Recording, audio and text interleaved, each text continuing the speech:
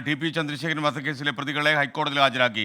Kodi Suni, Kirmani Manoj, Anoop, Jyothibabu, K Krishnan എന്നിവരെയാണ് ഹാജരാക്കിയിരിക്കുന്നത്. അതിൻ്റെ ദൃശ്യങ്ങളാണ് പ്രേക്ഷകർ ഇപ്പോൾ കാണുന്നത്. വിനീത വിജി നമുക്കൊപ്പം കൊച്ചിയിൽ നിന്ന് ചേരുകയാണ്. വിനീത, പറയൂ വിശദാംശങ്ങൾ.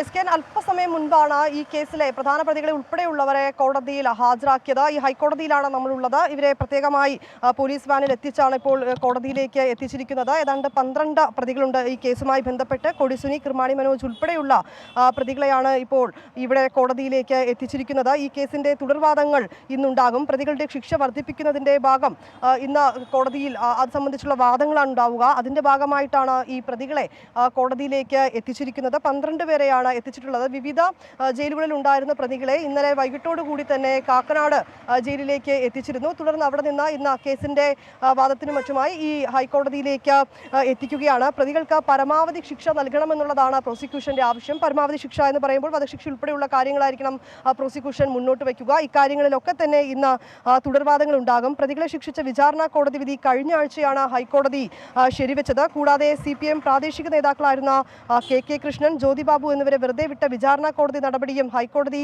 ഡിവിഷൻ ബെഞ്ച് റദ്ദാക്കിയിരുന്നു. ഇന്ന് ഈ വാദം സംബന്ധിച്ച കാര്യങ്ങൾ അല്പസമയത്തിനകം തന്നെ കോടതിയിൽ ആരംഭിക്കും. അതിന് മുൻപായാണ് ഇപ്പോൾ പ്രതികളെ ഈ ഹൈക്കോടതിയിൽ എത്തിച്ചിരിക്കുന്നത്. SK. Okay, thank you Vineetha Viji.